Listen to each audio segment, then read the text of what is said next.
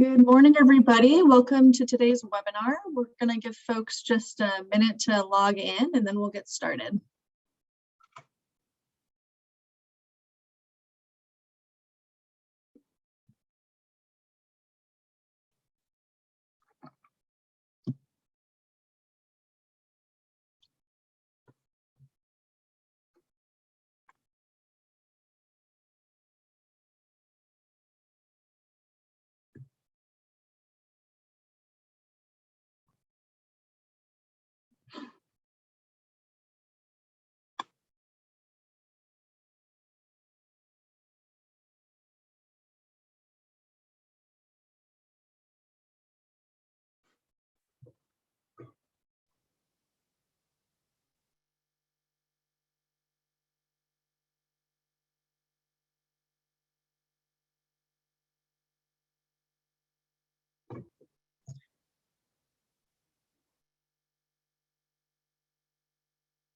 All right, we'll get started. Thank you so much, everyone, for joining us this morning for our webinar on completing the FAFSA, a how-to for adult supporters of youth who are working with students who have experienced homelessness.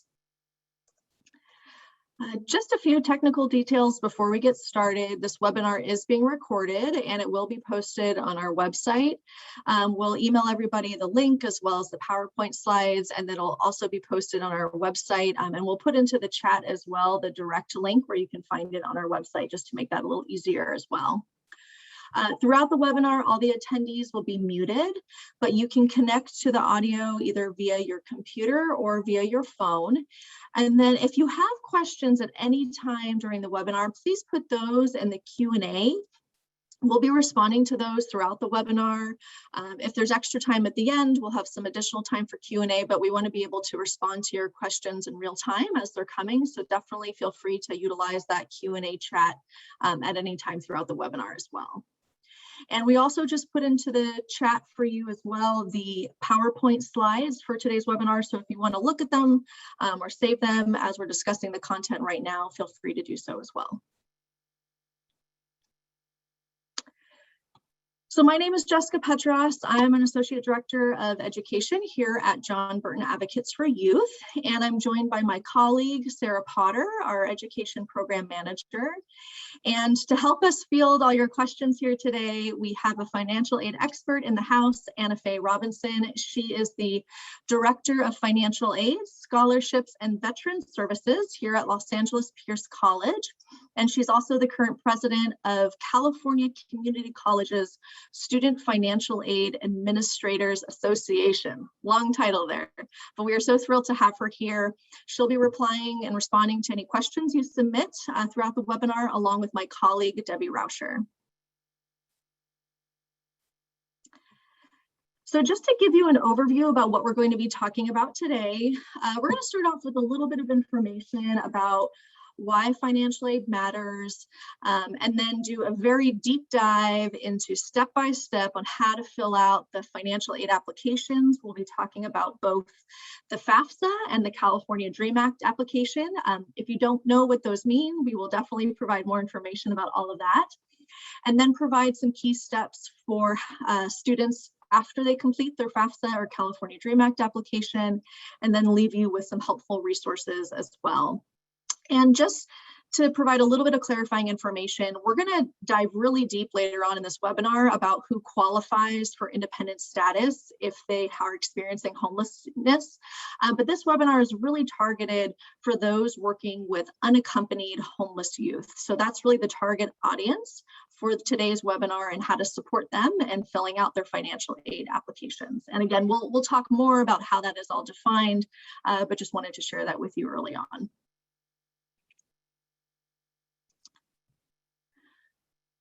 So, why does financial aid matter? Let me just, right quick. I'm going to just turn off my video for 1 sec just to help with connection as well. Okay. So we've been seeing in the data that there's a tremendous value in having some form of higher education. And what you see on the screen here in this chart, I know it's a little hard to read, is what it shows is that since the Great Recession in 2008, we've been seeing that 99% of jobs created since that time have gone to those with at least some college. So you can see that there's been more and more jobs created for those with a bachelor's degree or higher, which is that dark blue line, more jobs for those with an associate's degree or higher. And then that light blue line, those are the jobs that have been decreasing for those that have a high school diploma or less. So for those that don't have some form of post-secondary education, it's also becoming even more competitive to find employment. So having some form of post-secondary education really leads to more job opportunities and makes you a more competitive candidate in the job market today. But how do we ensure that our youth not only get to college, but also make it through? What we've been seeing in the data is that financial aid can make a real critical difference in helping our youth to not just enroll in college, but persist and graduate. So some recent studies have found that high school seniors that complete their FAFSA are actually 63% more likely to enroll in higher education. And then once they're at a college campus, financial aid continues to make a difference. Another study found that students receiving at least $7,500 in financial aid, of those students, 49% of them transferred or graduated, compared to students who received only $1,000 to $2,000 in financial aid. Of those students, only 17% transferred or graduated. So it really does make a difference to ensure that our youth get all the financial aid that they're eligible for. So before we dive into the step-by-step of how to fill out these applications, I wanted to start with just some general tips of how to assist you through this process. So, what we've found over the years is that what's most effective with our youth, particularly our most vulnerable youth, including those who have experienced or are currently experiencing homelessness, is that it really takes that high-touch, intrusive support. Especially in today's virtual world, just sending an email to a student just isn't enough. They are bombarded, they are overwhelmed, and it really takes that extra time and support to assist you through this process, following up, checking in, calling, setting up face-to-face appointments, and that it's most effective when youth get that individual assistance one-on-one with someone sitting with them, either virtually or in person, to help them walk through that entire application. And I think particularly with this population, we're talking about young people that are currently experiencing a crisis, going through a traumatic experience, or maybe recently have experienced homelessness. So keeping in mind too, that for a young person who's currently going through crisis or trauma, it might be difficult for them to focus. They might have a hard time thinking about the future. They might be very focused in the moment of ensuring that they're safe, that they're surviving. And so just being able to be flexible to meet youth where they are at, to provide that additional support and guidance through that process, I think is really critical of helping them through these financial aid applications. Because I'm sure if you don't know yet, sometimes financial aid can feel confusing and overwhelming and intimidating for us as adult supporters and even for our students as well. So, as a tip, also start the process early to support youth with the applications. Depending on what's going on with them, they might just need a little extra time and support, and the sooner we can start it, the better.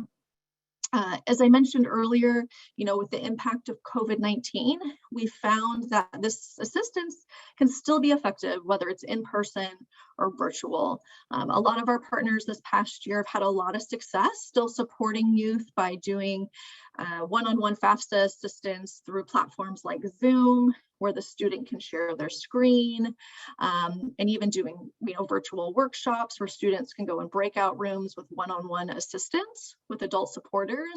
So just want to share that as well, because I think there's still a lot of opportunities to assist our young people through multiple modalities, depending on what is best for that young person and safety at the time. And then lastly, I think this is a great opportunity to talk to youth about their future and their potential. The way we see it is filling out your financial aid applications is really just the first step. And this can be a great opportunity to encourage youth and motivate youth about their future, and really talk to them about what financial aid is, but also what the different pathways are for them when it comes to post-secondary education. Because for many, this might be the first time that they're being engaged around the possibility beyond high school. So whether that's current technical education or a traditional four-year pathway. But I think this is a great opportunity when we're talking about, motivating young people, a chance to get additional money in their pockets, but to talk to them about their goals and their strengths, so we can ultimately get them on a pathway into a fulfilling career that they're interested in with a living wage.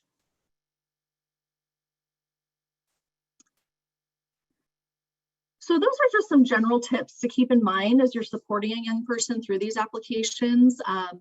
But now what we're going to do is really dive into step-by-step on how to apply for financial aid.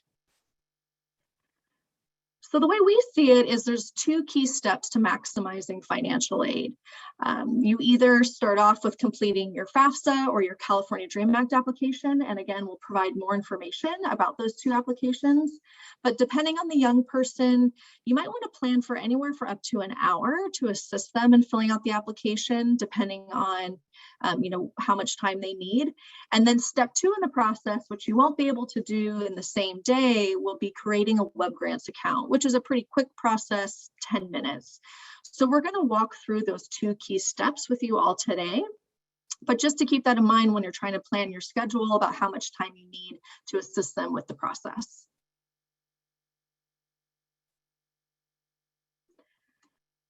So as I mentioned, there are two main applications for applying for financial aid, really depending on your citizenship status. So the first option is completing the FAFSA, which stands for the Free Application for Federal Student Aid. And this is for students who are US citizens, someone that has a social security number, or a permanent resident or other eligible non-citizen. So this is generally someone that has a green card or a permanent resident card. This would be someone that has an alien registration number. There's other less common examples of eligible non-citizens, and you can find those within the FAFSA application, but I think that's the most common example that you'll come across. The other type of application is the California DREAM Act application.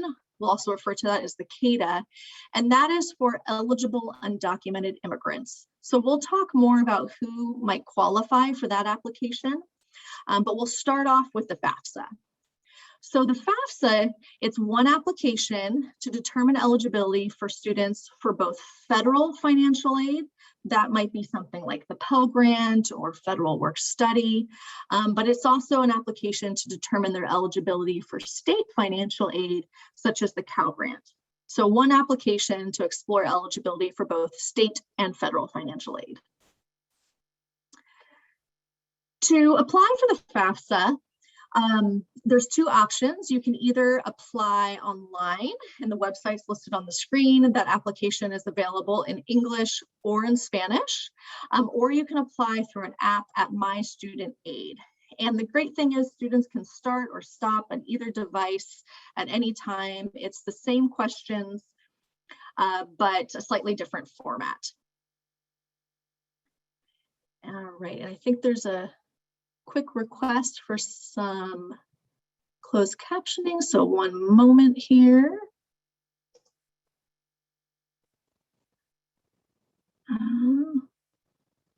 Sorry, I want to make sure.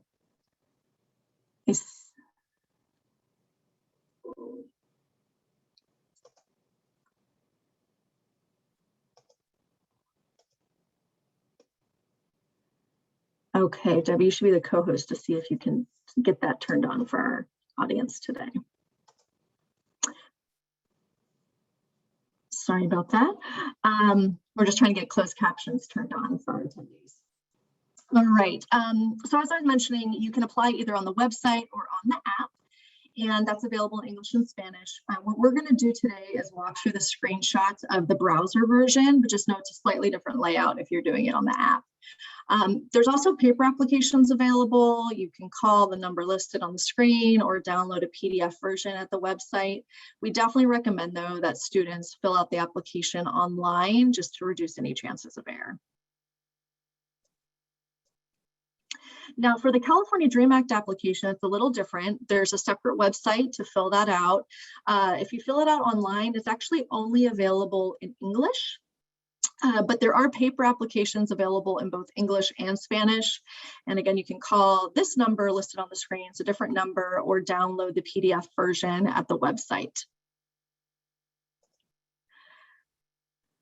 So just to give a little bit of background about what the California Dream Act application is, whereas the FAFSA allows students to apply for federal and state financial aid, the California Dream Act is just to allow eligible students to apply for state financial aid. So this is a state application. What it also does is allow eligible students to pay in-state residence fees at California public colleges and universities instead of the higher out-of-state fees. Now, in terms of who is eligible, it's a little complicated. I know there's a lot of text here on the screen, so I'll just try to walk you through it here. But in general, most students will qualify if they meet what's called AB 540 criteria. There's also two other scenarios. They're less common, but someone may also qualify if they have temporary protected status or hold a U visa. So temporary protected status, that's a scenario where our Secretary of Homeland decides that a country is designated for temporary protected status because there's a temporary condition happening in the country, like a civil war or a natural disaster like an earthquake or a hurricane. So you might have students that fall under this category, but it's definitely not as common. The other scenario might be a student that has a U visa. Again, this isn't as common as well. This would be if someone was a victim of a particular crime where they suffered mental or physical abuse, and they're actually helping law enforcement to investigate or prosecute the criminal activity. But in most scenarios, you'll be working with students that will fall under what's called this AB 540 criteria. And the definitions listed here on the screen, but I also wanted to note for students when they're filling out the application, it actually asks them questions to screen for this as well. So if they don't remember all the different criteria, they'll be prompted to read the information to confirm that they meet this criteria. But essentially, it's for students that for 3 or more years, they've had full-time attendance or attainment of something equivalent at a California high school, adult school, or community college, or they've had 3 or more years of full-time coursework at a high school or some combination of high school, elementary, middle, or high school in California for a combined total of 3 or more years. So that 3 years is really the key number there, I think, to keep in mind. And then in addition to their 3 years of coursework, they have to either graduate from a California high school or obtain a GED or HiSET, or attain an associate degree from a California community college, or fulfill the minimum transfer requirements to transfer from a California community college to a University of California or Cal State University. And then essentially to receive the financial aid, they have to register and enroll in an accredited and qualifying California college or university. So this is not financial aid that they can use out of state. And then it also lists that there's other types of non-immigrant visas that do not qualify. There's even a longer list than what's listed on the slide. But these are scenarios, for example, if someone has a tourist visa or they're studying abroad here, those are the types of visas that would not qualify someone for the California Dream Act application.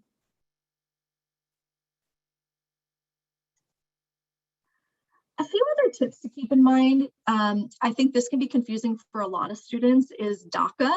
If you're not familiar with what DACA stands for, that's Deferred Action for Childhood Arrivals. And many of the students you're working with may have also applied for DACA or received DACA status. So just to note, DACA is not required to apply for the California Dream Act. So for students who never applied for DACA or lost DACA, they still may be eligible for the California Dream Act application. Now, I think where students can often get confused is sometimes if someone receives DACA status, they may have been issued a social security number. That's a temporary social security card. It'll usually say something on there like valid for work only with a DHS authorization. So even if they were authorized to have a temporary Social Security number as part of their DACA status, they still have to fill out the California DREAM Act application.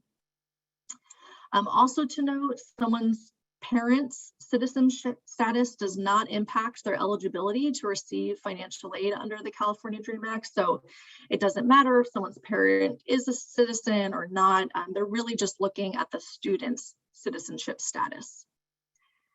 And then lastly, just to keep in mind, I think a lot of students might be nervous or hesitant to disclose their citizenship status on the application. And I think it might be important to remind students that everything they put in the application is private and confidential. It's not shared with the federal government. The application is managed by the California Student Aid Commission, also known as CSAC. And they have never shared any information from these applications with the federal government. They also comply with FERPA, which protects the privacy of student education records.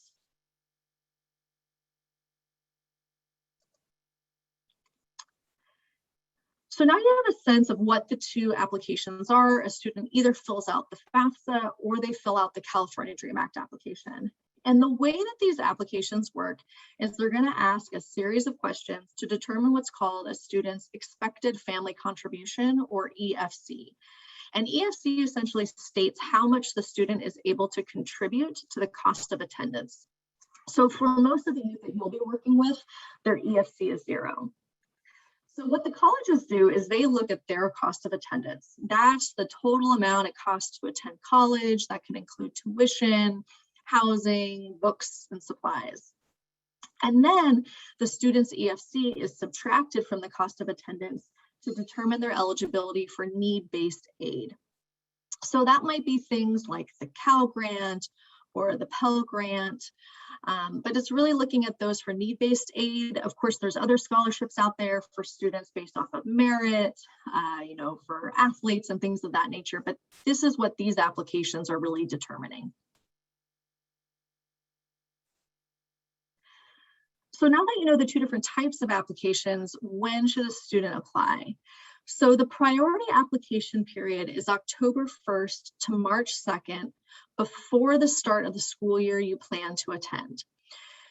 So what that means right now, students can apply between October 1st, 2021 to March 2nd, 2022, if they're planning on attending school next year in the fall of 2022. Now, for students who are attending a California community college, they actually have until September 2nd to apply. March 2nd is really critical for our students applying to a four-year college or university, and we really encourage all students to apply as soon as possible. The sooner the better, but do know that now it's been expanded. This is very new, that now all students attending a California community college have until September 2nd to apply, so there is extra time if they miss that priority deadline on March 2nd. Some colleges, particularly our 4 years, may have earlier priority deadlines, so they might want to check with their college or university as well. And also to let students know they can apply for financial aid even before they submit their college applications. So they may not yet know where they're going to attend college. Their plans might change. They don't know yet maybe where they're going to get accepted, and that's okay. They can still apply, so the sooner the better. I would encourage students to get that in as soon as possible.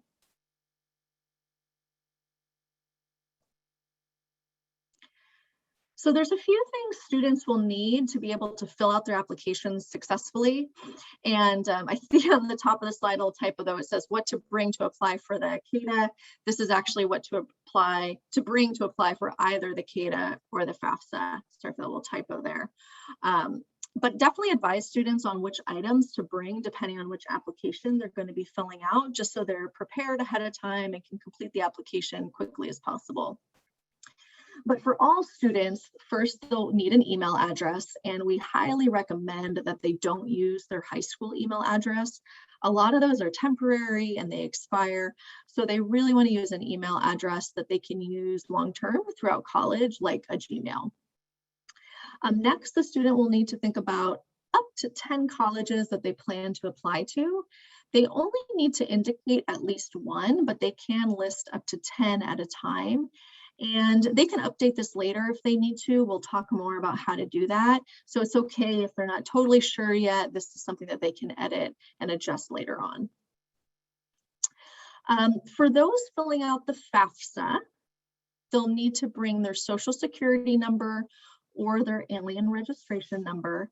So it's really important that they know that, and that they also know what their name is exactly as it appears on their social security card. So for many youth, they've probably never looked at their social security card and maybe go by a slightly different name or a hyphen. So it's important that they look at the card, see how their name is spelled, because it'll be important that that name matches in the application exactly to their social security number. Now, for students applying for the California DREAM Act application, it's recommended that they bring their statewide student identifier number, SSID. This is a number that our students get issued if they're attending a public high school. And if they don't know it, they can ask their high school or their counselor. It's not required, so if they don't have it, it's okay. It's just recommended. It helps the application match to their high school GPA. So, encourage students to bring that information if they can get it. The other thing that they might have to enter is, and this again is also optional on the California DREAM Act application, is their ITIN or individual taxpayer identification number. And if you're not sure what an ITIN is, this is something that an undocumented immigrant would obtain if they're filing a federal income tax return.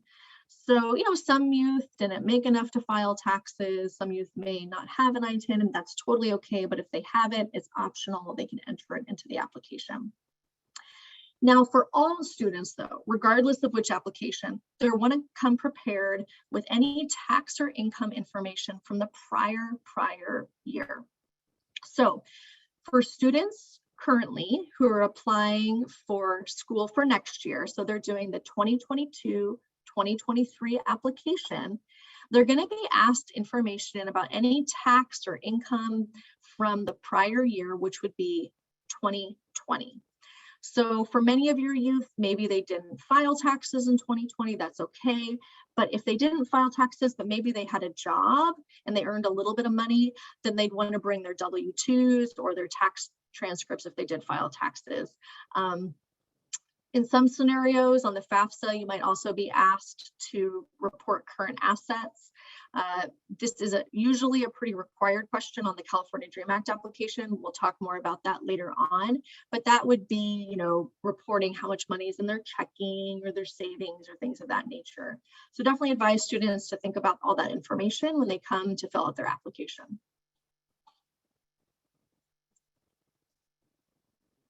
All right, so let's get started. What we're going to do now is walk through step-by-step of filling out the application. It's going to be a little detailed, so I hope you have some coffee with you. We're going to walk through the screenshots of the FAFSA, but I do want to note that most of the questions on the California DREAM Act are similar. There's a few areas where the questions are different. So in those scenarios, we will stop and share with you a few highlights about some differences with the California DREAM Act application. All right, so here's the screenshot of the login page where you would start your new FAFSA at the website we mentioned. The FAFSA has to be filled out every year. And just to remind folks again, this is a free application along with the California DREAM Act application. So students either click Start Here if they're filling out a new application, or if they're a returning user, they would click Login. And this will actually often pre-fill a lot of information from last year's FAFSA into their current FAFSA. And as we go through these slides as well, there's a lot of detail that we're going to be covering. And the link that we provided earlier to our financial aid materials, I just want to reassure folks that we have detailed guides with all of these details written down. We're also going to be, again, sharing the webinar and the slides. So if you can't write it all down in your notes, don't worry, we'll make sure you have all the information at your fingertips.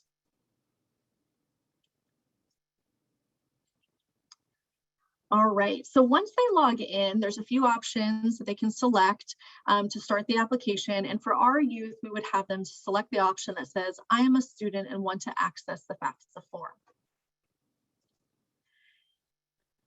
So the next thing that they're asked to do is either, log in or create an FSA ID. So for our new users, we highly recommend that they create an FSA ID. This is something that they'll need to use to sign their application virtually at the end. Now, there is this new feature on the FAFSA called Use Personal Identifiers. So for students that don't create an FSA ID, they can use their personal identifiers like their first name, last name, date of birth, and social.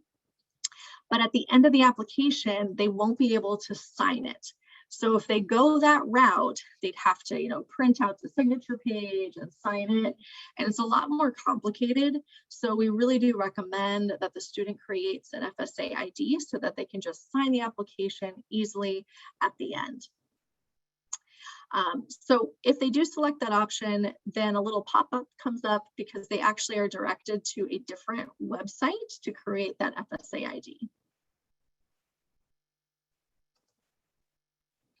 So they'll get to this page, they can click create an account.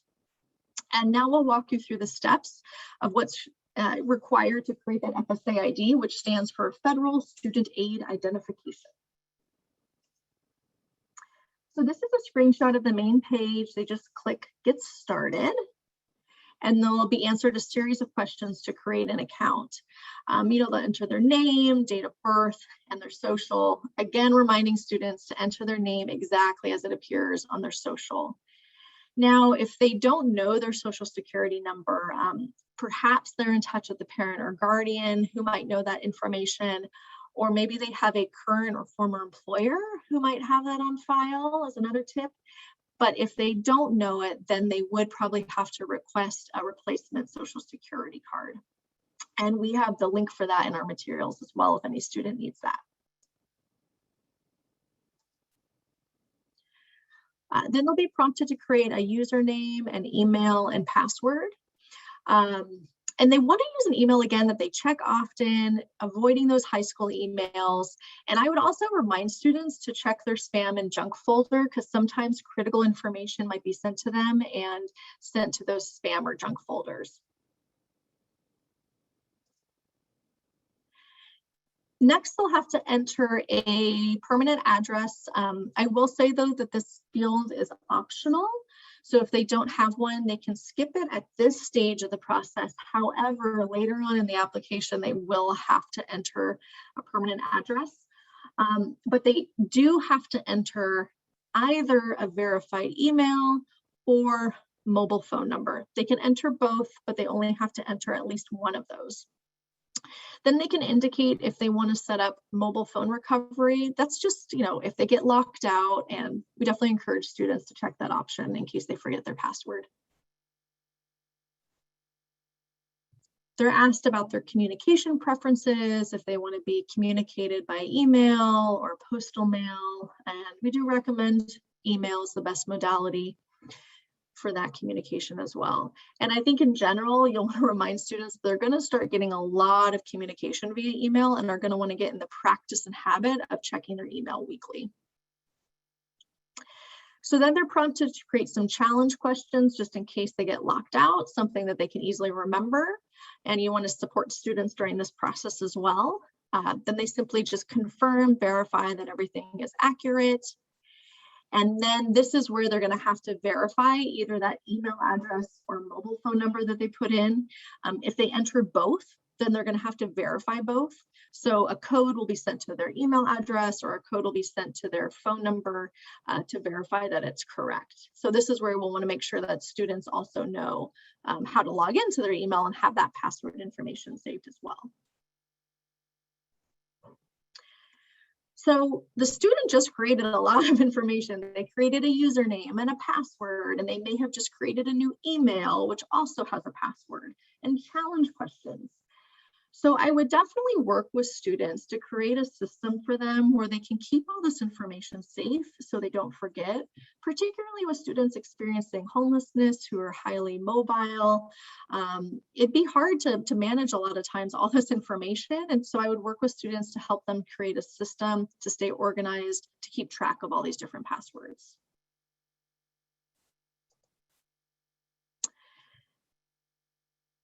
So the process for starting the California Dream Act application looks a little bit different. There's no FSA ID. What it's going to look like is they're going to be asked a series of questions to confirm their eligibility for the California Dream Act application. So they'll show information about AB 540 eligibility, and the students will just check off that they meet the criteria.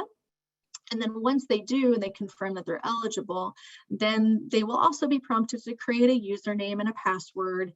They'll have to put an email address in, and they will have to confirm that email address as well, and similarly create challenge questions.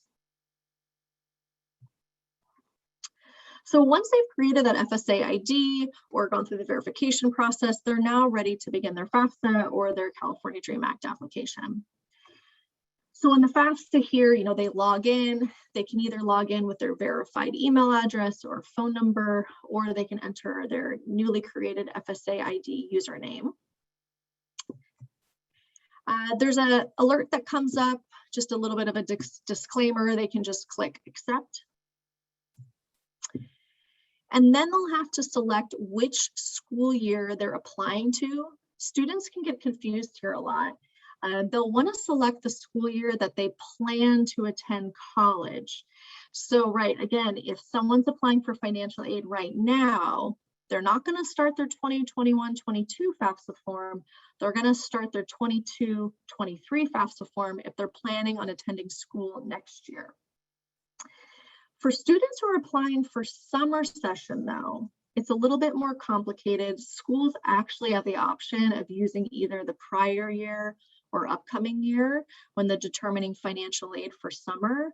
So every college does it a little bit differently. So for students who are applying for summer school, I would actually have them fill out both applications just to be safe. So start with one, complete it, go back in, and then select the other school year and then complete a second application. And then they're actually going to have to create another password. This is what's called a save key. And this is just on the FAFSA. It's not on the California Dream Act application, but this is for students that don't finish their application that same day. They can actually save it and come back and finish it at a later time, but they have to create a save key. So again, I would add this to your list of items to help students keep safe so they can remember in case they need to come back into the application. So once they've done that, there's just a general introduction page, gives them some information about the FAFSA. They can just read that if they'd like and click continue.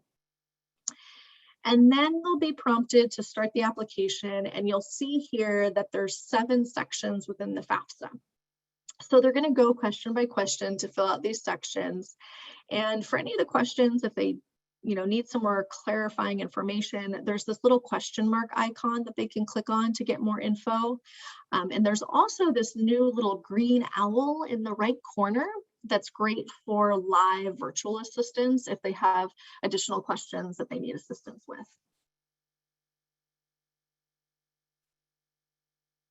So let's start with the first section, student demographics. So it starts off with pre-filling their social security number based on the information that they entered on their FSA ID. Now, for those filling out the California Dream Act application, there actually is a field for social security number. It's optional, but this might be for your students who receive DACA status and were issued a temporary social for the purposes of work. So they can enter it if they have one. Also on the CADA, as we mentioned earlier, if they have an ITIN number, they can enter it in this section as well, and it's optional. Otherwise, the questions are pretty straightforward. They enter their name and their date of birth, again, making sure their name matches as it is on their social. Here's where they enter their email and their phone. An email address, it's not mandatory, but again, it's definitely recommended. They're going to get a lot of really critical information from the U.S. Department of Education and even from the colleges that they apply for.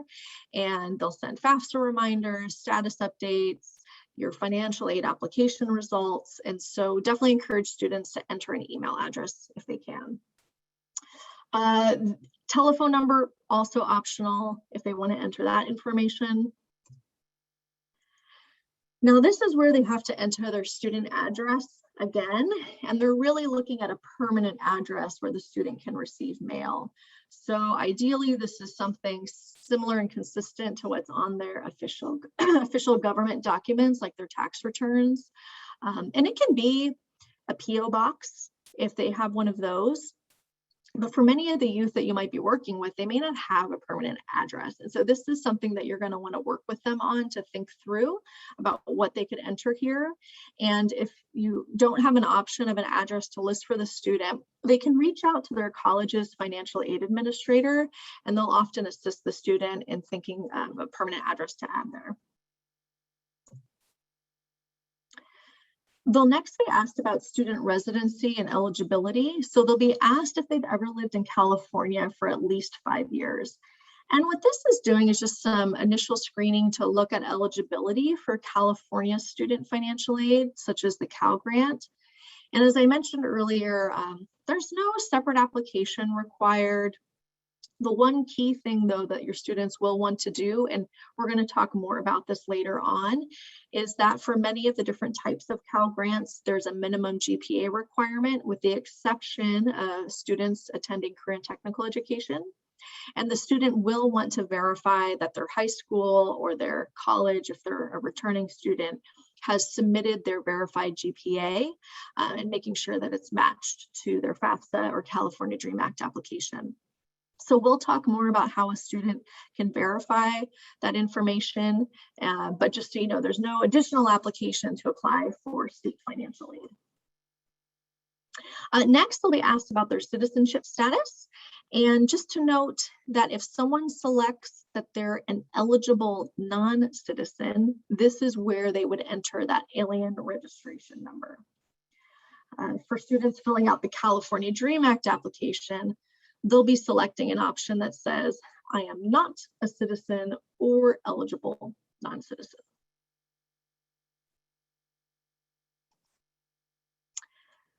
So this is the student education section. It'll start off by asking them, what will your high school completion status be when you begin college?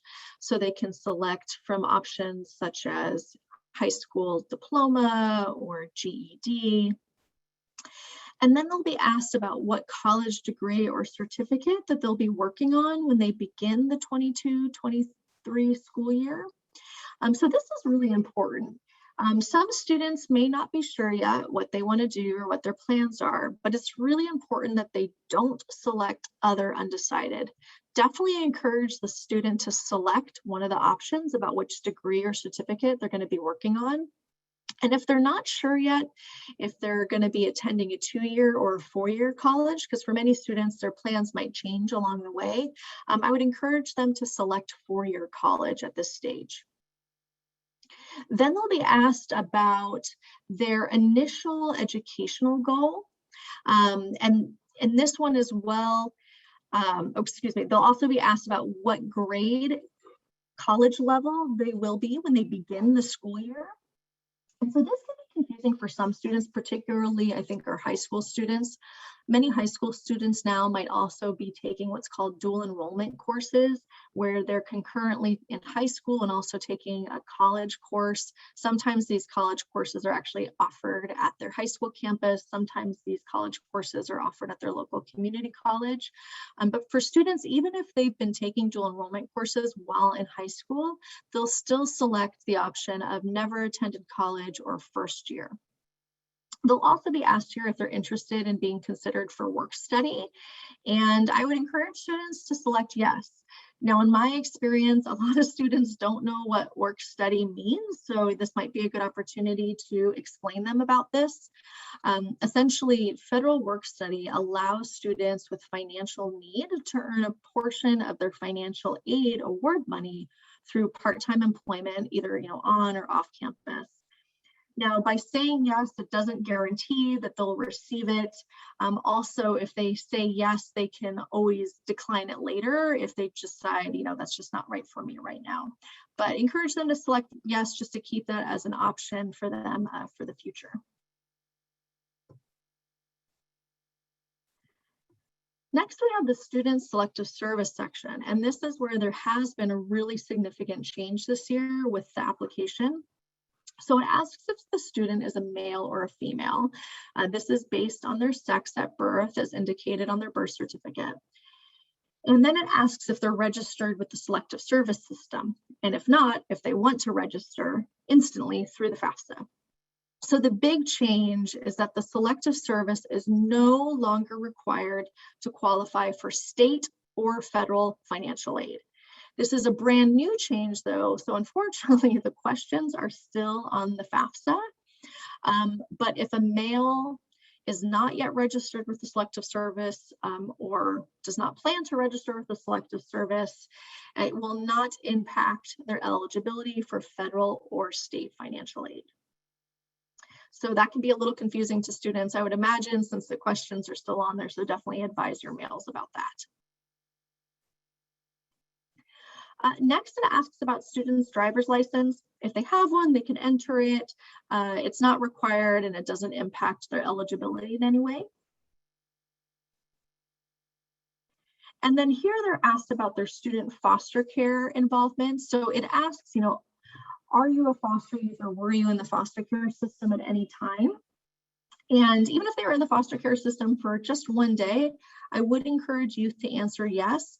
It doesn't guarantee any resources for them or benefits, but a lot of times what colleges do if they have a campus-based foster youth support program is many of them might look to see who answered yes to this question and might reach out to the student to tell them about resources or programs at their campus that they might be eligible for. So it just might have, help them to access more support at their college. Interestingly enough, though, this question is not on the California DREAM Act application, it's just on the FAFSA. And then they're going to ask students about their highest level of education completed by their parent. Now, this is not a question that impacts their eligibility in any way, so it's completely fine if they select other or unknown for the highest school completed by their parent.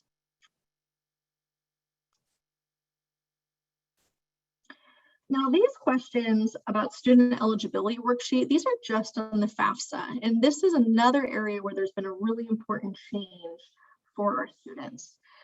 So it asks if you've ever received federal student aid, and then if you have, it asks if you've been convicted for the possession or sale of illegal drugs for an offense that occurred while receiving federal student aid. So previously, if a student said, yes, I was convicted for the possession or sale of illegal drugs while receiving federal student aid, then it impacted their eligibility for federal student aid moving forward. However, the good news is there's been a change and it no longer impacts a student's eligibility for federal financial aid. So this is really exciting. Unfortunately, again, because this is a new change, the questions still remain on the FAFSA, even though it no longer impacts their eligibility. So if they had been convicted for that type of offense, they're asked additional questions, and I'll show you on the next slide, then they're even asked even more questions. And it's hard to read, but just so you know, that little blue box on the screen actually does inform the student that even though they answered yes, it no longer affects their eligibility for federal student aid. So definitely make sure for students who might fall into this criteria to inform them about this new update. So the next section is school selection. And this is where, if on the prior section, they indicated that they're going to be receiving their high school diploma, they'll be prompted to add information about their high school. Now, if they indicated on the prior screen that they will be receiving a GED, these questions will not appear. So what they can do is use the search function, which we definitely recommend to search for their high school. I think this helps to prevent errors, but they can type in the state and the city and their high school name if they'd like. And then on the next screen, you'll see that a list of options will pop up based on what they entered, and they can select their high school and click continue. They'll just be prompted to confirm that they selected the correct high school, and then they can proceed. Next, they're going to be prompted to enter information about which colleges that they plan or want to attend. As I mentioned before, they only have to enter at least one college, but they can enter up to 10, and they can search for the school either by the school name and city or their federal school code. And as we mentioned before, it's okay if they haven't applied to college yet, if they're not admitted. This is just schools that they're thinking of that they're interested in attending. So they put in the information, they can select their college, then they'll be able to add additional colleges as well. So just as a tip, they can enter up to 10 colleges, but some of your students, their plans might change. They're able to go back in and edit that and fix it after their application has been processed. But you also might be working with students who want to apply to even more than 10 colleges, and that's totally fine. So what they can do is after their FAFSA has been processed, they'll receive what's called a student aid report, or a SAR. If they're doing the California Dream Act, it's called the CalSAR. And once they receive that SAR report, then they can go back into the FAFSA. What they'll do is they'll remove the initial 10 colleges that they entered, and they can replace it with a new set of 10 colleges. And they can repeat this process as many times as they'd like. All of the colleges that they enter, both originally and moving forward, will receive their information.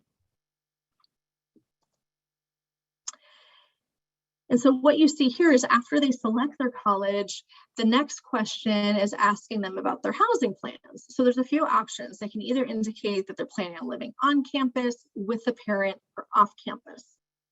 So just to clarify a little bit with parent, if someone's living with a foster parent or relative caregiver, or just relative in general, or legal guardian, they can move forward and select off campus. This will be helpful in maximizing their financial aid. Also to note, the order in which they list the colleges really doesn't make a difference in California, so they don't have to worry about that. And then after they select their housing plans, as you can see, there's a little button that says add more schools, and that's where they can continue to add more.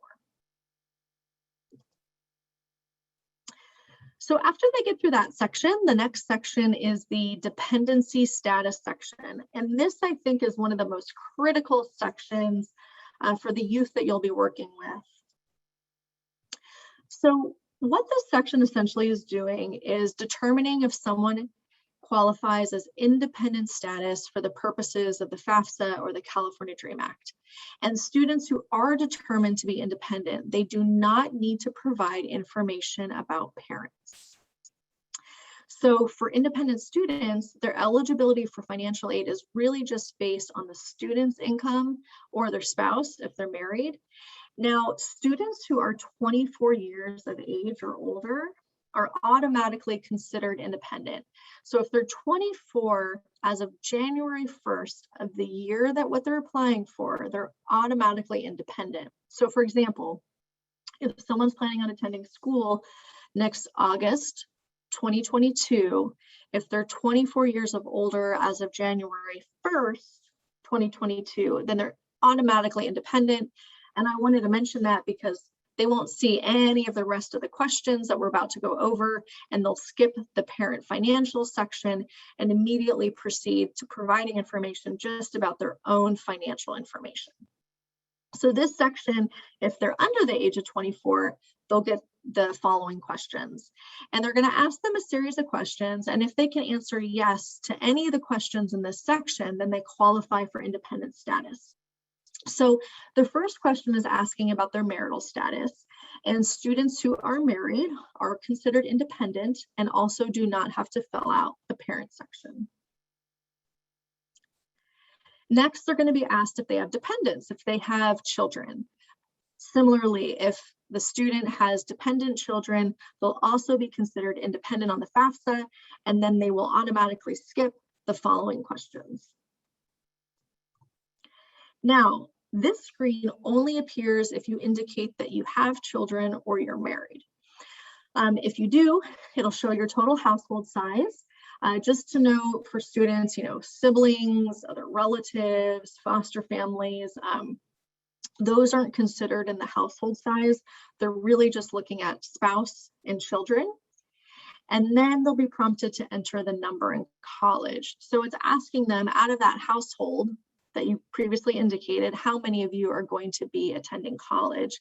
And in general, they're going to just enter one for themselves, unless they happen to have a spouse or even a child who's attending college at least half time.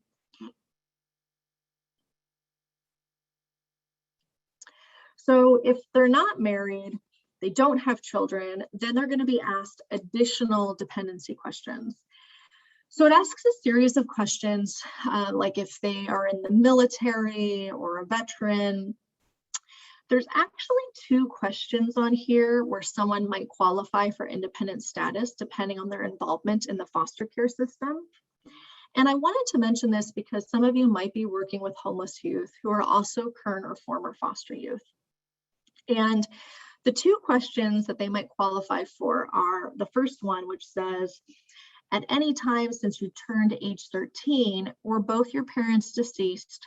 Were you in foster care, or were you a dependent or ward of the court?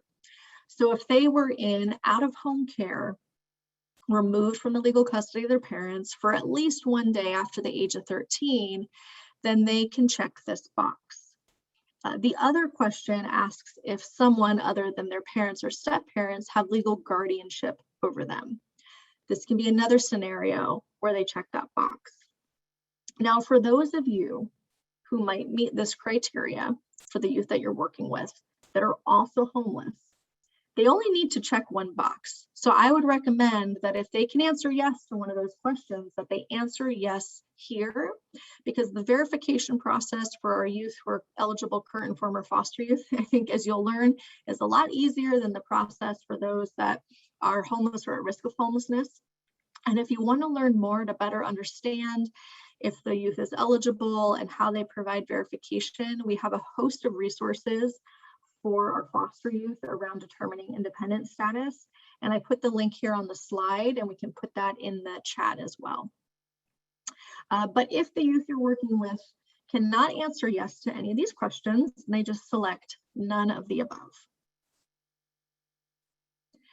And then this is where they get questions about their homelessness status.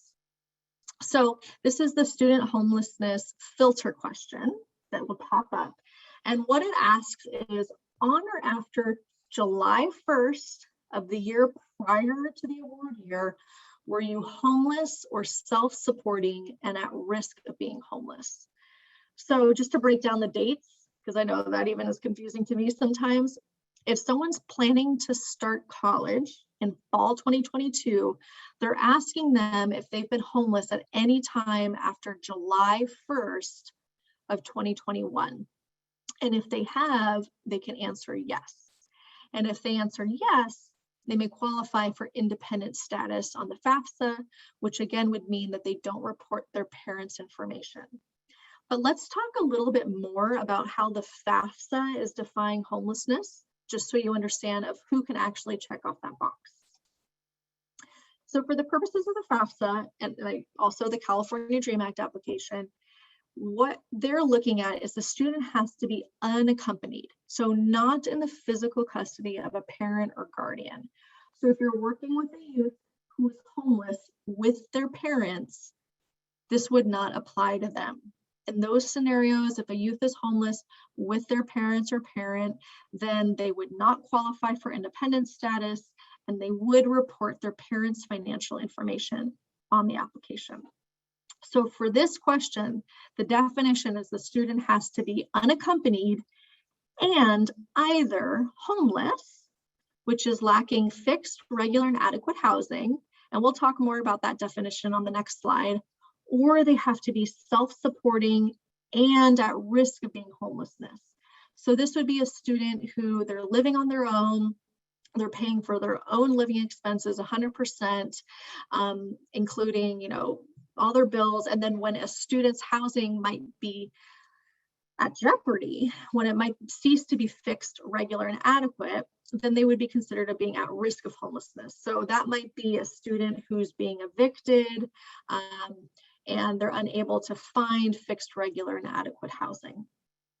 Now, in some scenarios, you might have a student who's fleeing an abusive parent. If they're fleeing an abusive parent, they may still be considered homeless, even if the parent would provide support to them and a place to live. Just want to note that might be an exception for some of the youth you work with. So who's included in the definition of homelessness? As I mentioned before, it's someone that meets the criteria of lacking fixed, regular, and adequate housing. So those could be students who are staying with other people temporarily due to loss of housing. That could be basically your couch surfing youth. It could be someone living in motels, hotels, trailer parks, camping grounds, because they lack, alternative adequate accommodations, or they're living in an emergency shelter, or they're living in their car or sleeping outside, or just somewhere that's not meant for human habitation, the more traditional definition of homelessness. So it's a pretty broad definition for homelessness. Now, if they select that, yes, they meet that criteria, they're unaccompanied youth who's either homeless or self-supporting and at risk of homelessness, then they're going to be asked to provide a homeless youth determination to essentially verify that status.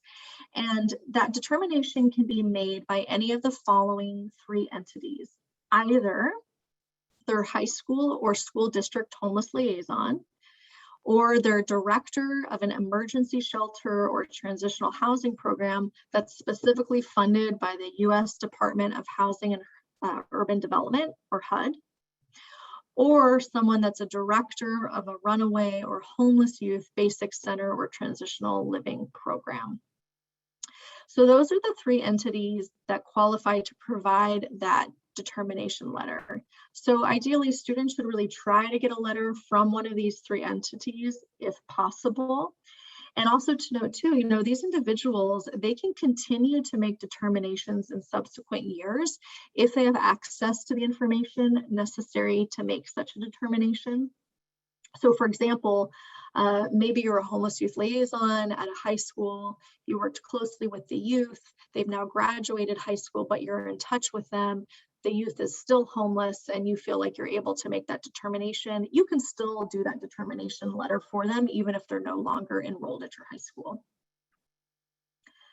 Now, if the student cannot get a determination letter from any of those three entities, then they select none of the above. But the good news is they can still verify their homeless status through their college's financial aid office. And we'll talk a little bit more about what that entails. But for those that are able to get a determination letter, if you're one of those people who qualifies to do that letter, there's a really nice template that is put together by Schoolhouse Connection. And you can use this template to provide verification of their homelessness status. It's very simple and straightforward. You just want to make sure that you use the correct academic school year when you're filling out the information in the template. And just as a note too, Schoolhouse Connection has lots of great resources for students experiencing homelessness, so definitely recommend that you check that out as well. So if they said, yes, I'm able to get a determination from one of those three entities, then they get this pop-up that says that they qualify for independent student status. And then they're asked if they want to answer questions about their parents, but they don't have to. It's totally optional. There's no penalty. It won't impact their eligibility. So they can simply select no, and then they'll proceed to the student financials section. Now, what if you're working with a student who is not able to get a verification letter from one of those three entities and they selected none of the above? Then this screen's going to pop up. So what it does is it re-clarifies the definition for the purposes of the FAFSA, California Dream Act, redefines that you have to either be homeless or self-supporting and at risk of being homeless, and that you have to be unaccompanied. So if you read that information, the student says, yes, I still meet that criteria, then they click continue. And then it informs them what's going to happen. It lets them know that, okay, you can still get this verification through your financial aid administrator, but what's going to happen is their application will not be fully processed. So essentially, their expected family contribution won't be calculated until they actually follow up with the financial aid administrator to make that determination.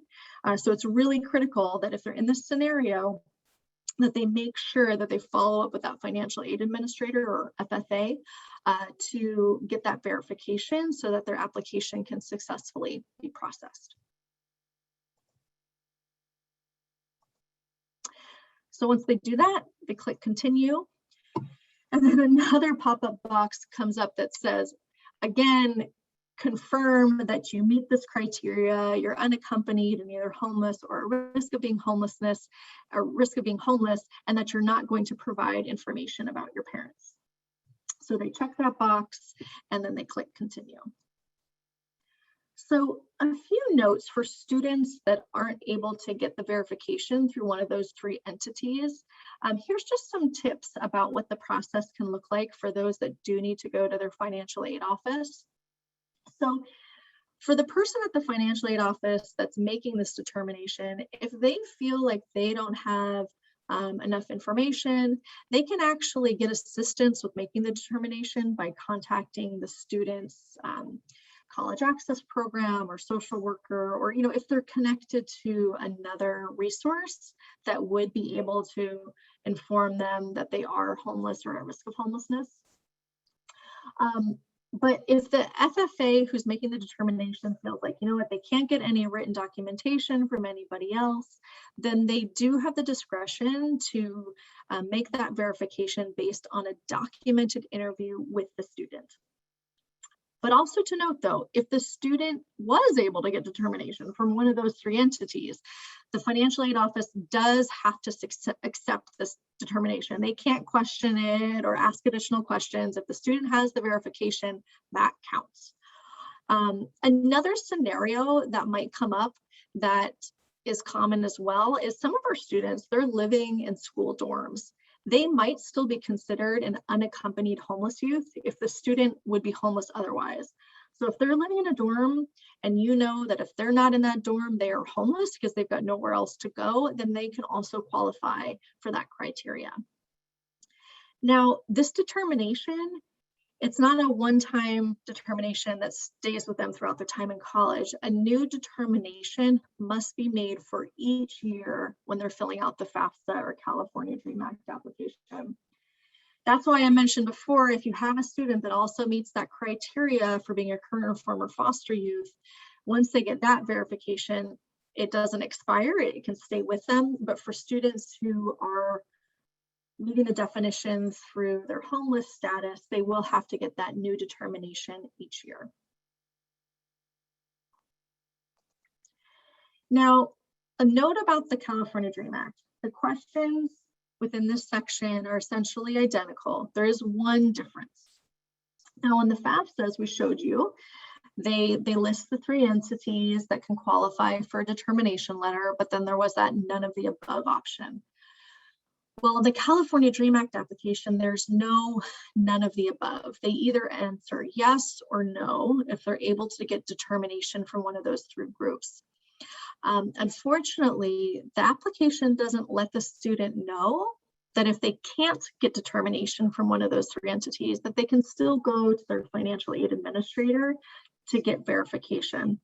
So for these students, the best thing I think you can advise is if they can't get a letter through one of those areas, select no for all three, and then advise the student to go talk to their financial aid administrator to assist them with getting that documentation. But unfortunately, there's no alert or prompt within the CADA to give them those instructions. All right, so after this, the next section is student financials. And as we mentioned, this is for students who already got independent status by answering yes to one of the questions that we reviewed. And I'm going to turn it over to Sarah to walk us through this section and the remaining sections. Thank you so much, Jessica. So before I jump into talking about the student financials section, I wanted to point out a comment that we received from a participant indicating that students should also make sure they use the exact same name on their college application that they use to fill out the FAFSA. So to clarify, it's recommended that they use their legal name exactly as it appears on their social security card for both the FAFSA and their college applications so that their college can match up their information. So thank you to the person who put that into the chat. It's another really important reminder, and I wanted to be sure to point that out to everyone. So jumping into student financials, for many applicants, this is the most difficult part about filling out the FAFSA or CADA form. So in this section, I'm going to walk through the student financial sections and the 3 options that students can select regarding their income tax information. As a reminder, this section will be asking questions about the prior year. So for students that are completing the 2022-2023 FAFSA that just became available on October 1st, the income tax questions will pertain to 2020. All of the questions that are related to assets should be based on the date that the FAFSA form is filed, like bank account balances as one example. And just like Jessica mentioned, all of these questions pertain to the student's financials because we're approaching this from the perspective of a student who has independent status. So all of the tax information and asset questions are about the student's taxes and their assets, not their parents or their caregivers. Next slide, please. So the first question asks the student if they completed their IRS income tax return for the appropriate year. And they must select one of the following 3 options: already completed, will file, or not going to file. And again, this is for their 2020 tax return. Next slide. So I'm going to start with the first option that they can choose from, which is already completed. So if the student has already filed their 2020 taxes, they will see the option to link to the IRS, where they can automatically pull all of their tax return information from the IRS website using what's called the IRS Data Retrieval Tool, or DRT. So it's highly, highly recommended that students link to the IRS and use the data retrieval tool. Otherwise, they will have to manually enter all of the information from their tax return. And that increases the likelihood that errors may be made, and it also just increases the length of time it takes to complete the application. To protect the security of the student's tax information, they will not be able to actually see the information that's being transmitted from the IRS. And I'll show some examples of what that looks like in a bit. If for whatever reason the student chooses to enter their tax return information manually and they don't have a copy of their return, they can download a free transcript from the IRS website, and we have the link listed on the screen. On the next slide, there's a screenshot that shows the message that appears if the student clicked skip IRS DRT and complete manually. So they get this message, which basically encourages them to use the IRS DRT and then warns that they may have to provide additional IRS documentation later if they choose to input the information manually. It then gives them one more opportunity to opt into utilizing the tool. If the student selects no thanks for using the IRS data retrieval tool, then they will be asked to manually respond to the questions about income and tax information from their federal income tax return. So on the next slide, after they click proceed to the IRS button, this screen will pop up informing them that they are leaving the FAFSA website. The message also informs them that the FAFSA form will automatically open again once they are finished transferring their information from the IRS. So from here, they can just simply click proceed to the IRS again. So after they click that button on the next slide, you'll see a warning message that appears. And this warning just basically lets them know that the IRS data retrieval tool is for authorized use only, and they can just select proceed or select OK to proceed. On the next slide, we have a screenshot of the IRS data retrieval tool. So most of the information on this screen will auto-populate from the information that they already entered into the FAFSA. If they need to make any changes, they can edit their first and last name, the date of birth, and their filing status. But note that their social security number cannot be edited. The student will also need to input their address. The important thing to note here is that the address entered must be the same address that they reported on their 2020 income tax return. This is how they look up the student's information in the system. And so once they enter their address and verify that all of the information is correct, they can click submit. And then on the next screen, they will see an option to transfer their information now, or if for some reason they no longer want to use the IRS data retrieval tool, they can click do not transfer my information. Once they select transfer now, they will be taken back to the main FAFSA application where they left off. They are again notified on this screen that the detailed tax return information will not display on the IRS website as well as the FAFSA website. Next slide, please. So after the data has been transferred, it'll look like this, where it just says transferred from the IRS. And this will be in each field. So it's important to note that this information will be preloaded. It won't show exact numbers for privacy and security reasons. And this also means that the information cannot be edited or changed. If the student did not use the IRS DRT and will be inputting the information manually, the FAFSA will tell them where to find the requested information on their tax return. Next slide. So most of the student financials questions are pretty straightforward. However, on the question regarding student income from work, they will need to indicate if they filed an IRS Schedule K-1. So this only applies to individuals who are in a legal business partnership, so they should select no and hit continue. Again, if they utilize the IRS DRT, this field will show as transferred from the IRS. If they have chosen to input the information manually, they can click on the question mark next to the field or next to the text box to view instructions on where to find the requested information on their tax return. Next slide. So on this series of questions is used to determine if the student needs to provide additional information about their assets.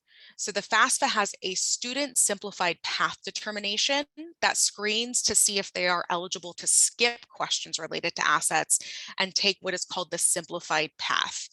So in this section, they will be asked if they filed a Schedule 1 with their taxes, which is a form used to report certain types of income, including unemployment benefits and self-employment income. That also includes gig work, such as Uber driving. It also asks about certain types of less common deductions. If they use the IRS DRT, this question may show as transferred from the IRS. Note that even if they did file a Schedule 1, they can still answer no to this question if the only income type reported on the Schedule 1 was unemployment benefits or other less common income types that are noted on the screen. If they did file a Schedule 1 or they think that they may have, they can select yes or don't know. If they select yes or don't know, they will then be asked additional questions to determine if they qualify for the simplified path. The first question asks if they are currently a dislocated worker. They should answer yes to being a dislocated worker if they were laid off, are receiving unemployment benefits, and are unlikely to return to their previous occupation. They can also select yes if they lost self-employment income because of the COVID-19 pandemic. If they answer no or don't know regarding whether or not they are a dislocated worker, they will be asked the questions on the following slide. Next slide, please. So this question asks if the student receives certain types of government benefits. So the names listed on the application refer to the federal programs. In California, we've rebranded them a little bit. So Medicaid is Medi-Cal, SNAP is CalFresh or food stamps, and temporary assistance for needy families is CalWorks. So from here, students should select all of the benefits that they've received in either 2020 or 2021. If they did not receive any of these benefits, they should just select none of the above and hit continue. Next slide, please. So after completing the student simplified path determination, the student will be asked to provide the amount of their income tax for 2020. Again, if they use the IRS DRT, this field will show as transferred from the IRS. If they're entering the information manually, they should refer to the italicized instructions above the text box to locate the information on their tax return. Next slide. So if the student indicated that they filed taxes, regardless of whether they imported the data from the IRS DRT or if they entered it manually, they will be asked about various types of income that they may have included in the income reported on their tax return. If they received college grants, scholarships, or any payments from AmeriCorps in 2020 that they included in the income that they reported on their taxes, they must enter the amounts here to ensure that these don't count against their financial aid eligibility. If they use the IRS DRT, some of these questions may show as transferred from the IRS. Next slide. In the next series of questions, they will be asked if they paid child support or if they had earnings from a cooperative education program that's offered by a college. If they received a federal work study, they must enter the information twice in the FAFSA so that it is subtracted when determining their total income.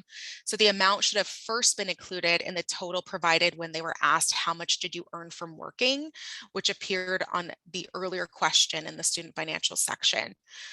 They should also provide the amount here where it asks for taxable earnings from need-based employment programs, such as federal work study and need-based employment portions of fellowships and assistantships.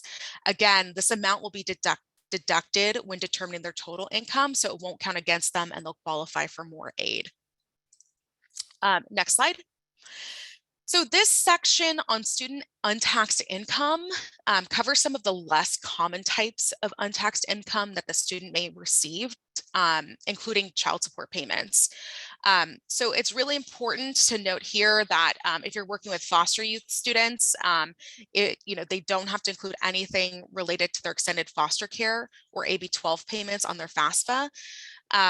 They also don't have to include any information regarding CalWORKs payments, untaxed Social Security benefits, supplemental security income, or any economic impact payments or stimulus checks that they received due to the COVID-19 pandemic. This also includes emergency grants that they may have received from their campus as part of COVID-19 relief. If they have any questions about any of the funding that they received from their school, they should contact their financial aid office for assistance. We want to make sure that students are aware of these exceptions and that they know they don't have to include those forms of resource or those forms of support and payments in this section on untaxed income, because if they incorrectly list those resources as income on their application, it could impact the overall amount of funding they're eligible to receive. Next slide. So on the next question, they may be given the option to skip questions about their assets. And so we encourage students to click yes, otherwise they'll be asked about how much money they currently have in their checking and savings accounts and the value of any investments that they might have. It's important to remind students at this point that there's no penalty for skipping these questions because they're optional and it won't affect whether or not their application is considered complete. For some students, if their income is over a certain threshold, they won't be given the option to skip these questions about their assets, and they will be asked to provide information about their current bank account balance and things of that nature. And they won't, like I mentioned, be given the option here to skip. So we know that the pandemic has posed a lot of challenges and students may have received unemployment benefits. They also may have had significant changes to their income since they filed their 2020 tax return. So in either of these circumstances, we recommend that students contact their financial aid office at the school they plan to attend or the school that they are attending, and just inform them that they received unemployment benefits or that their income has decreased. The financial aid office may be able to adjust their income on the FAFSA to ensure that they qualify for the maximum amount of aid possible. So that is our big tip for this year's FAFSA in particular. In the next section, I'm going to cover option B. So this is the second option that students can select regarding their 2020 tax return. And this indicates that they will file their 2020 tax return. In reality, very, very few students actually end up selecting this option because it means that they missed the deadline to file their 2020 taxes. Next slide. So after they select will file from the drop-down menu, a warning message will appear confirming that they did indeed miss the deadline to file their 2020 income tax return, but that they are planning to do so. So they will need to click OK to confirm that they read the message and that they selected the right answer choice. It's important to note that once they file their taxes and their return has been processed by the IRS, they will need to go back into their FAFSA application to make corrections to change their status from will file to already completed. Next slide. So after they hit continue, they will be taken to a screen to estimate what they think their gross income was in 2020.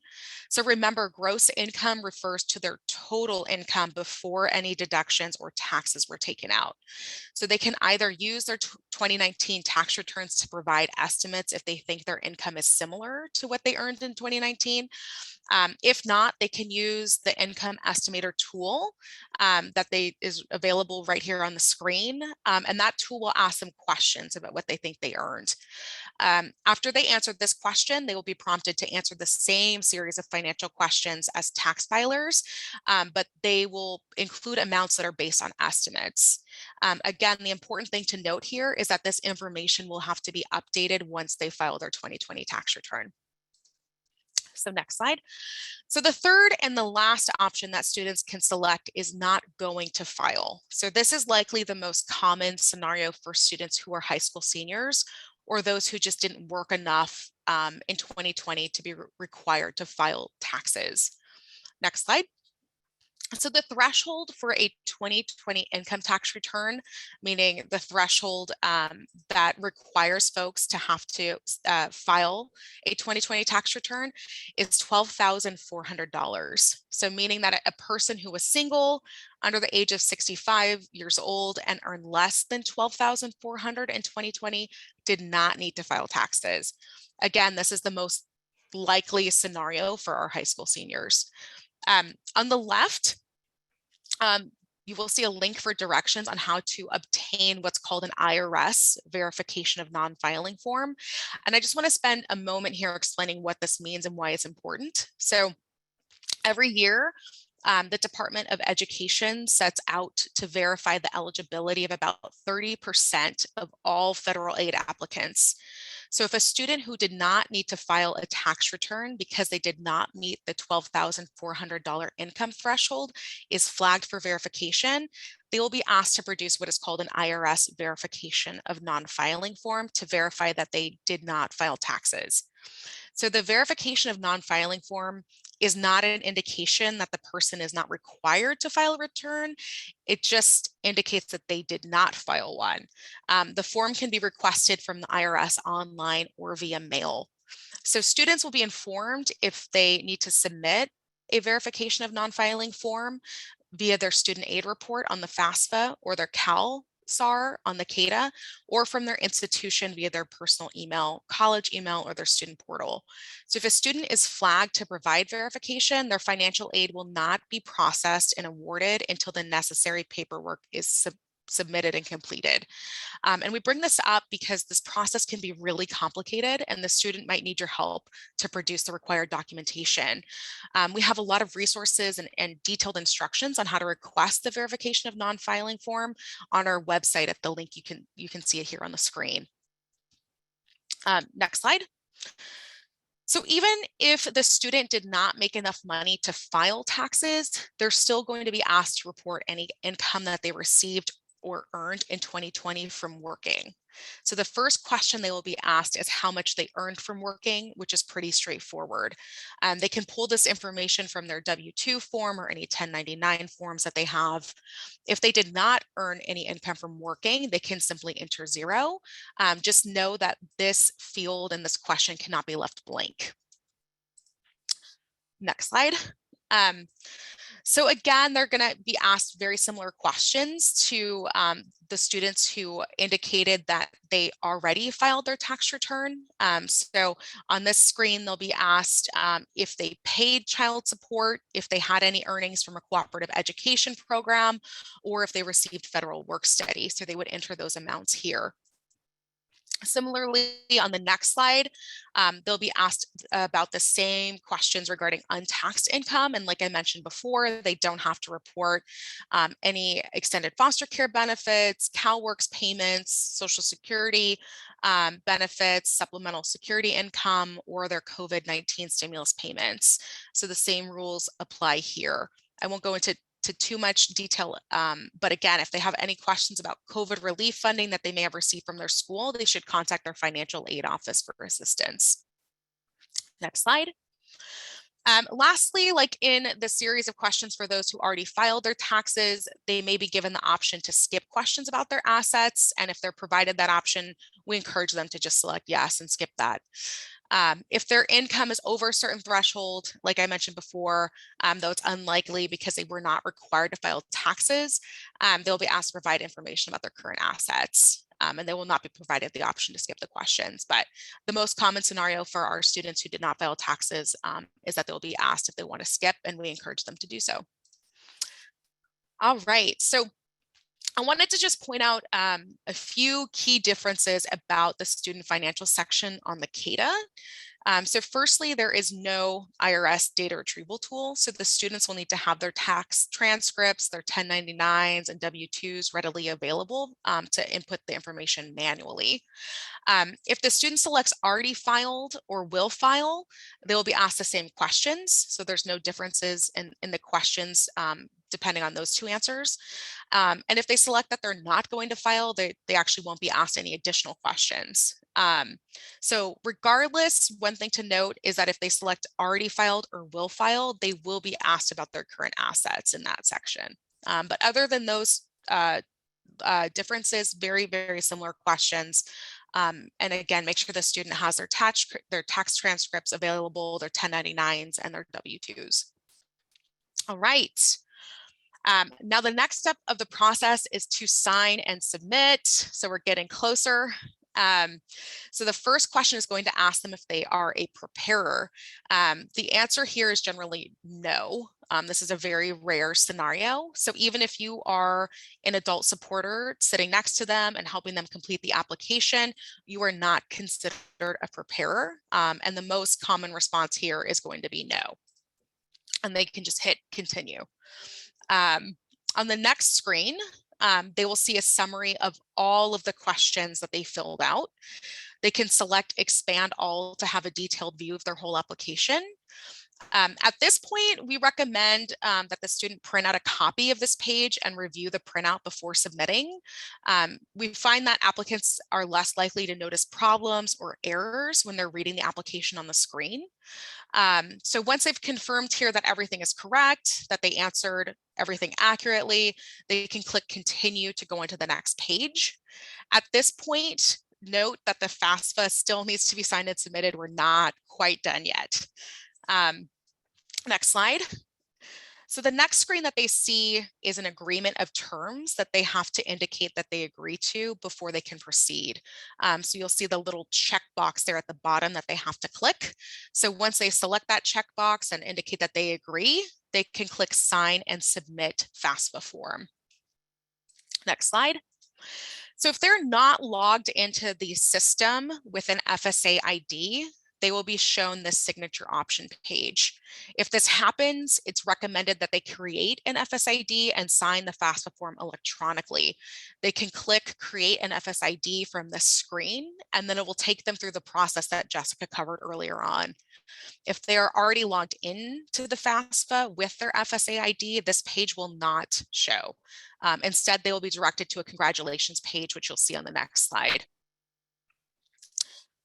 So this is the screen that they see that says, congratulations, your FAFSA was successfully submitted to federal student aid. Woohoo, we made it.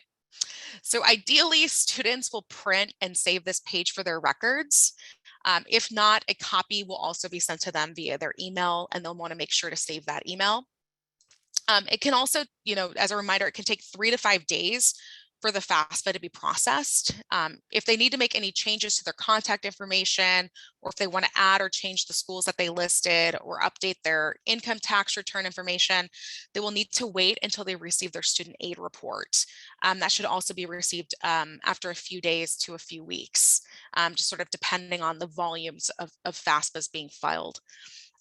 Also, just to note, on the very top of the screen, they'll see their confirmation number as well as what's called their data release number, or DRN. This is important for them to save as well, should they need to make any changes or if there are any errors on their application. Next slide. I wanted to also show what the confirmation page looks like for the CADA. So this provides the student's CA Dream ID number and the date that the CADA was submitted. They should save or print a copy of this confirmation page for their record, since it also identifies any further actions that they need to take to ensure that their eligibility can be determined. Also of importance to note is that, like Jessica mentioned, males are no longer required to register with the Selective Service in order to qualify for state financial aid. However, this is a new law, and the student may see this comment code on their confirmation page indicating that they're required to register with the Selective Service. At this point, students can just disregard this notice and no further action is required on their part. CSAC is working to update this to be, to reflect the changes in the law. But like Jessica mentioned, this is a very new law, and so it's taking a little while to get this updated in the system. But at this point, they can disregard. All right, so as a reminder, filling out the FAFSA is just the very first step. After the application is processed, they'll want to log back into the system and make sure there weren't any errors.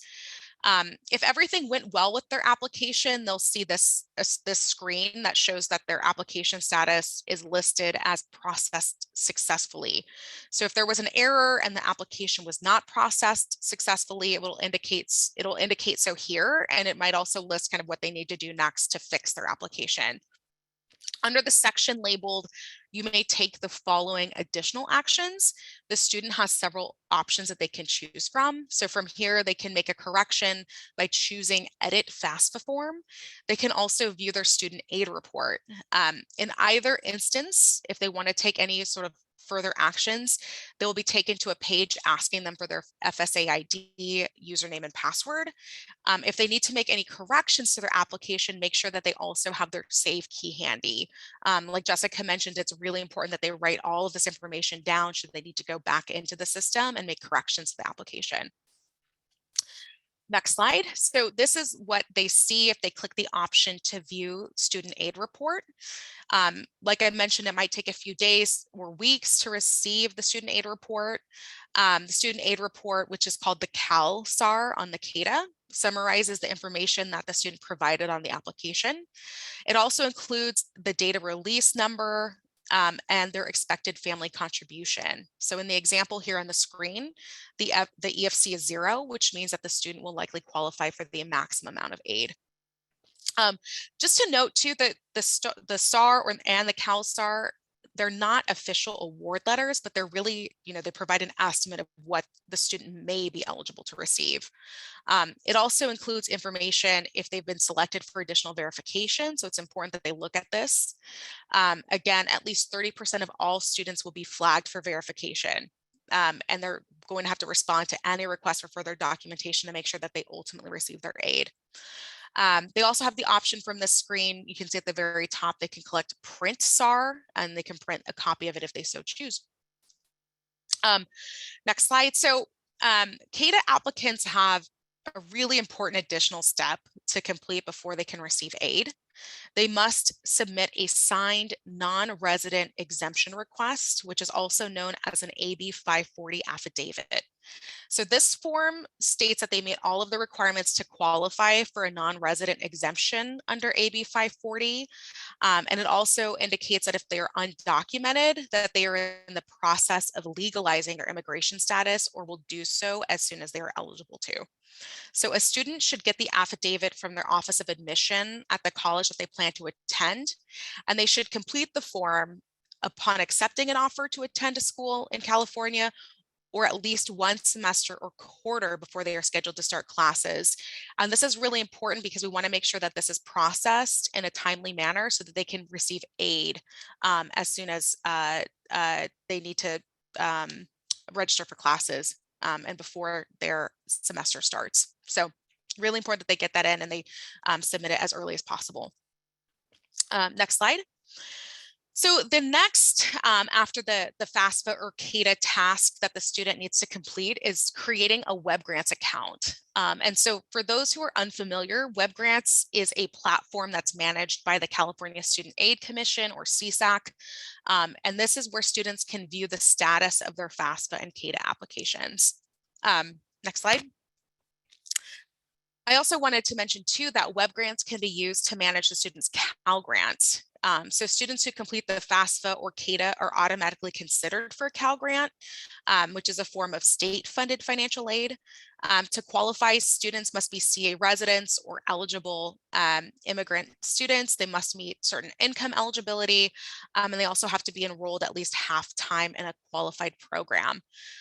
If they're enrolling in a 4 or 2-year program other than a CTE program, they must also have a 2.0 cumulative high school GPA.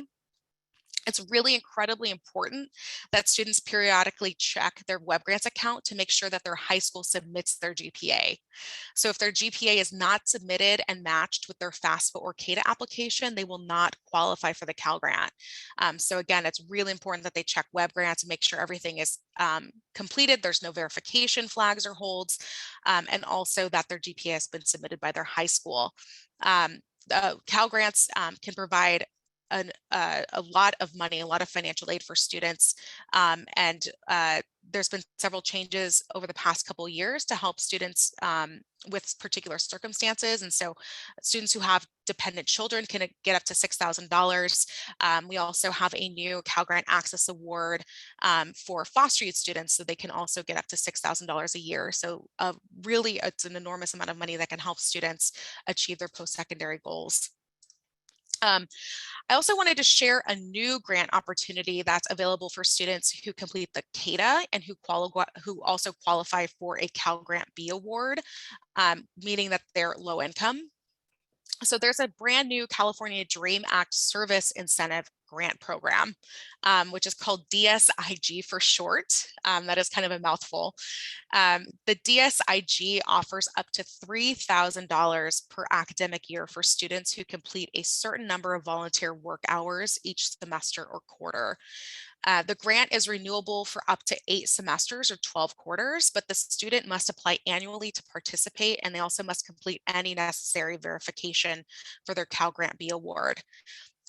This award is only available for 2,500 students, so it's important that interested students apply as soon as possible. The applications open on July 1st of every year, and they're accepted on a rolling basis until all of the awards have been exhausted. So the DSIG grant application and more information can be found at the CSAC website listed above. But this is another great opportunity. So going back to Web Grants and tasks to complete in Web Grants, just to note, students will need to wait to create their Web Grants account until after their FAFSA or CADA application has been processed. Like we mentioned, this can take a couple days to a couple weeks for the FAFSA to process and link to Web Grants. Should they encounter any issues with creating an account, we encourage them to reach out directly to CSAC for assistance. We have their telephone number and email address listed here on the screen. Next slide. So one of the very first things that they're going to want to do once they are in Web Grants is make sure that their contact information is up to date. This is what the contact information page looks like, and they'll just want to make sure that their address, their telephone number, email is all correct and accurate, because this is how CSAC will get in contact with the student. Next slide. So once they're in Web Grants, the student can check the status of their financial aid awards.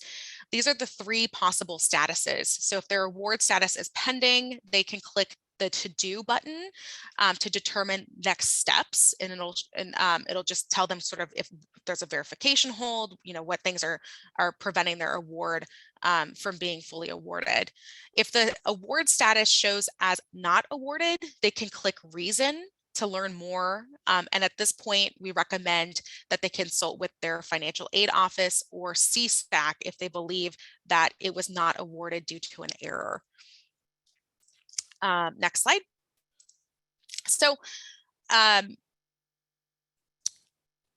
the other thing I wanted to point out, in addition to making sure that their GPA was submitted and checking their award statuses of their Cal Grants, they can use web grants to verify if there were any other sort of pending items or forms that need to be completed. One other thing that they will have to do is confirm that their that their college of attendance is accurate. So if they completed the FAFSA and their financial aid applications while they weren't sure exactly which post-secondary institution that they were ultimately going to enroll in, they'll need to go back into web grants and make sure that the college that they plan to attend and the college that they're enrolling in are listed. This is one of the changes that that we have to remind students often of, because it's something that happens typically later on after they completed the FAFSA. The other thing that they'll have to go in and edit later if they're a high school senior is their high school graduation date. So they'll indicate which month they anticipate graduating. And on the first day of that month, the field will appear in web grants for them to enter the date of their high school graduation.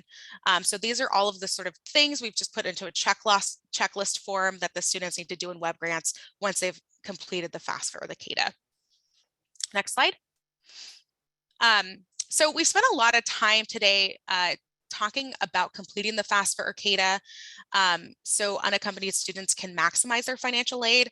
But I wanted to take a moment to just talk about the importance of making sure that homeless students and their adult supporters are knowledgeable about the requirements students must meet in order to maintain their financial aid. A lot of this goes back to satisfactory academic progress, or SAP. So each post-secondary institution that receives federal aid is required to have SAP standards that students must meet in order to maintain their financial aid. Typically, this means that students must maintain a cumulative 2.0 GPA. They must pass at least 67% of their classes, and they also must work towards program completion within a reasonable time frame. So if the student does not make SAP for 2 consecutive academic terms, they become disqualified from receiving financial aid unless they are able to successfully file an appeal with their financial aid office to have it reinstated. Research conducted by JBay found that nearly 1 in 4 first-year community college students in California do not make SAP within their first 2 terms, which puts their financial aid in jeopardy. So on the next slide, we've compiled some tips on how to educate students about SAP and maintaining their financial aid. We strongly encourage adult supporters to educate students about their institution SAP standards and connect them with an academic counselor as soon as possible to ensure that they're registering and enrolling in the proper classes. We also encourage them to advise students to reach out to their counselor before they before they drop or withdraw from any classes. Also, like I mentioned before, if the student does not make SAP for 2 consecutive terms, they become disqualified for financial aid unless they successfully file an appeal. The appeal process can be difficult to navigate, and the student will have to produce certain documentation. So it's really important that their adult supporters are knowledgeable about this process and can support them if they need to file an appeal. And then last but not least, we just want to make sure that we're connecting youth to resources early on, that we're being proactive, not reactive. So if you start to see any warning signs that maybe the student is struggling, maybe their attendance is declining, maybe they're, seem to be overwhelmed, or they are, indicating that they're not feeling very confident in their performance, please connect them early on before it gets to the point in the semester where their grades are finalized and there's nothing that can be done. So again, these are just some really helpful ways to make sure that students can maintain their financial aid and don't end up disqualified due to SAP. All right, so we've made it to the end. Congratulations, we did it. We just have a couple other important reminders that we want to close with, and we've said some of these things throughout, so I'll keep this short, but first and foremost, just remember to remind students to check their email and their college student portal at least weekly, because this is where they're going to see any sort of requests for verification. If any sort of issues with their financial aid come up, they're going to typically be contacted via email. And again, if they receive any of those requests, we want to make sure that they very quickly respond to them, because we don't want them to miss any important deadlines. If any of their contact information changes, their address, email, or phone number, make sure that they update all of their accounts. And then again, we talked a lot about the FAFSA and federal and state aid, but we also want to make sure that they're researching and applying for other scholarships and campus support programs such as EOP, EOPS, getting support from the basic needs centers or their disability student services on campus, and that they're also getting connected to their homeless youth liaisons at the community colleges. We also have a wonderful financial aid guide for California homeless youth that goes into more detail about how they can maintain their financial aid, including SAP requirements, etc. And this is a great tool to share with them and educate them about this process. And then last but not least, just making sure that they reapply every year. That's a really important reminder to reapply and reapply early, typically as soon as the application becomes available on October 1st. All right, so I'm going to close out with just a couple resources. So as a reminder, there is a lot of free help for completing the FAFSA. There's live built-in chat features on FAFSA on the web. The U.S. Department of Education also has a hotline that you can reach out to.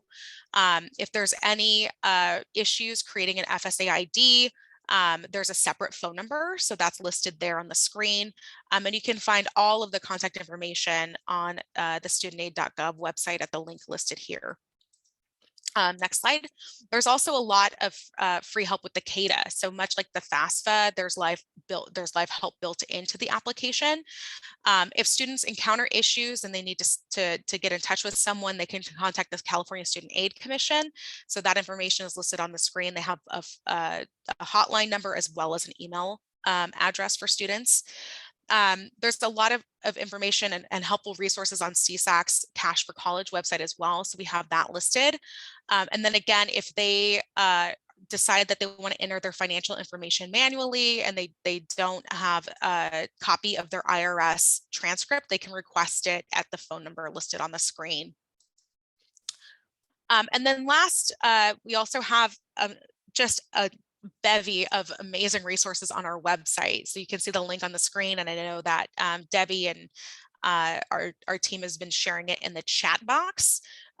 So make sure to bookmark that in your browsers. On this page, you can find our financial aid guide for California homeless youth. And so we have English and Spanish versions of this. I think the Spanish ones are going to be posted either today or sometime later this week. They'll be available. We also have the visual guides for the FAFSA and CADA, and the visual guides are incredibly helpful because they show screenshots of every single question on the FAFSA and CADA, and they have suggestions and recommendations on how to answer those questions if you are a student experiencing homelessness. This is also the link where we're going to post today's webinar, and where you can find information on how to request an IRS verification of non-filing letter. And we also have all of those sort of tips and checklists about what to do after you've completed the FAFSA or CADA. And so that has the same sort of instructions we provided today on creating a web grants account and things of that nature. Next slide.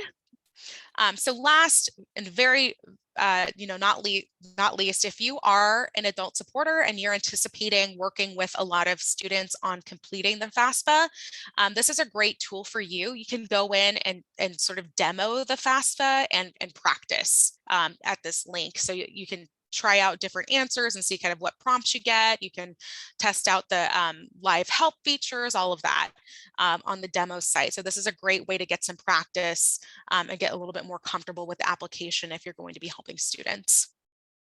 And that is it for me. I'm going to turn it back over to Jessica. Thank you so much, Sarah, and thank you so much to everyone for joining our webinar today. We really appreciate your commitment to supporting our unaccompanied youth. the support you provide to them through this process really does make a difference. So we appreciate you taking time out of your day to join today's webinar. And as Sarah mentioned, our webinar again is being recorded, and we will post the recording as well as the slides on our website at the link that's provided in the chat, along with all our other financial aid resources.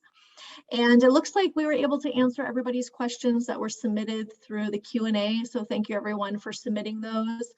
There was also some requests if we could send the Q&A out, and we will do that as well. So we will also be sending a follow-up email to everyone with the Q&A and all of the materials from today. That will probably be sent out by tomorrow. So you can look for that in your inbox as well. So thank you again, everyone. We ended 6 minutes early, so enjoy your 6 minutes, and I hope you have a wonderful rest of the day. Thank you so much.